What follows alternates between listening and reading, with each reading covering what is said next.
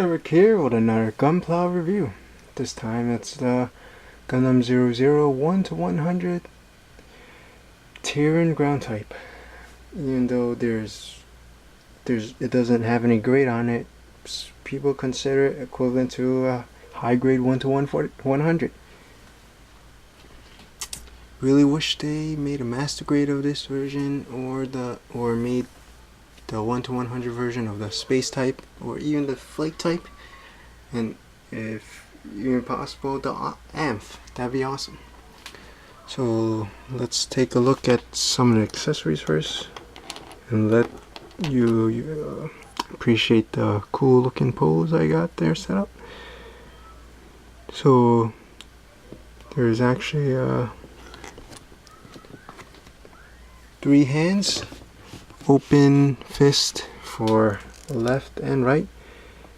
I hope you can notice, but there is actually a peg right there to hold the blade. Well, let me see if I can grab that out and show you.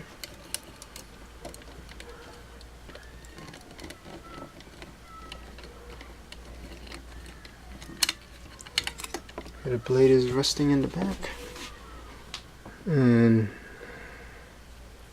see, this side's nice and smooth, and over here there's like a little gap. That's where it goes. Oh yeah, I forgot to introduce the set. It's the Tieren, which is pretty much the Zaku of Gundam 00. It's pretty awesome if you ask me. And I definitely plan on picking up the 1 to 144 version as well as the variants in the near future. That'll probably be my next order, even though I still have yet to build all these sets I have. So you're supposed to paint this white, I believe, but it looks pretty badass. And over here depicted is the open. Can you see that? It's the open fist. I mean open hand, open fist. You can't have an open fist. I pop that right out, and there you go. I guess you can use it to hold the machine gun or bazooka. Speaking of the bazooka, let's talk about the weapons. There's the machine gun. There's no actual handle for it. Here's the thing that sticks it onto the arm. So there's a slot on both the left and the right. So I believe it's interchangeable. And let's take a look at the bazooka. I know I haven't done the articulation yet, but there it is. Huge.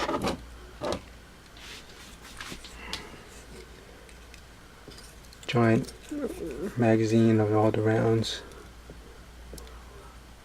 Oh, is that right? Looks kind of funny. Maybe I built it wrong. Of course, no actual handle. There's this thing. Oh, so it might actually go in the hand. Let me check that. Over there is the thing that goes onto the arm that supports it. There's a peg and a joint, and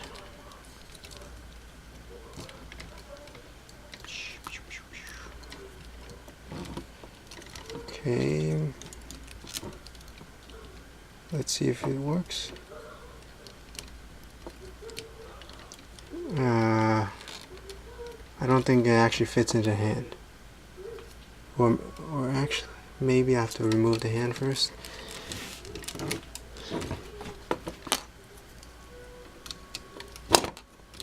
There goes its legs. Split.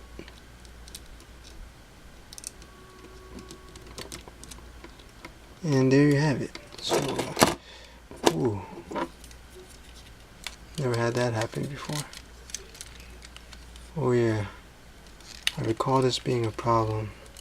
The legs kind of pop out easily because of the jointed uses. So let's take a look at the leg articulation without being attached. The foot can, the toe can move up and down. The foot can move a little bit side to side. This shield thing can move. And that's some crazy knee articulation. Double jointed, of course.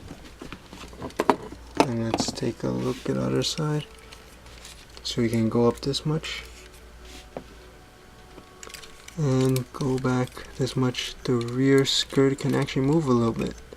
That's cool. And you've already seen it, but it can do a lot of crouching poses. I'm gonna fix that later in the second part, I guess. Don't want to waste any time. So what is this? The shoulder joint? No, it's like the arm to shoulder or something. There's two flashlights on the top, and this is supposed to be a machine gun, I think. And there you go. I'm not sure if you're supposed to remove that, but and there's some nice waist articulation. Can go 360. Well, not if you have the bazooka in the back. And this thing for the bazooka moves up and down. There's some incredible detail on the antenna pack. And for the shoulder pads, moves 360. And there's some nice texture on it. Let's take a look at the arm. Goes out that much. And have to remove the weapon first. You probably think I should stop the video and reattach the leg, but I'll do that later. Due to the bulkiness of it, the elbow joint cannot go that far, but I'd say it's still pretty impressive. Can rotate over here 360 degrees. You can rotate over here 360 degrees. And of course the hand can rotate 360 degrees.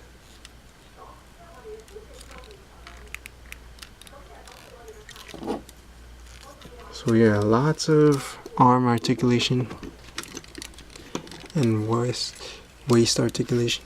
And well, the head is not articulate at all. What the hell is this? The hand. The head cannot move at all.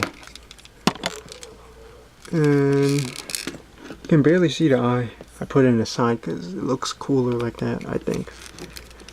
And I haven't touched this in a while, so I guess you're supposed to be able to move the head and move the mono eye. But I'm having trouble with that, so I don't want to break it, so I'm going to leave it alone. I guess this is a front skirt armor, it doesn't move, but there's no point because it doesn't really hinder any movement of the legs.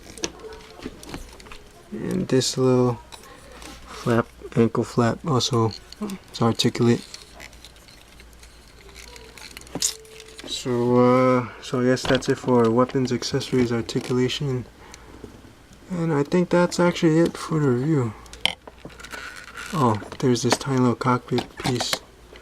You're supposed to open it and put this guy inside, but I don't think I am able to remove that tiny little piece. And there's this thing for the action base over here in the groin area. You remove it and you stick it right in, and bam, action base. Cool ass poses.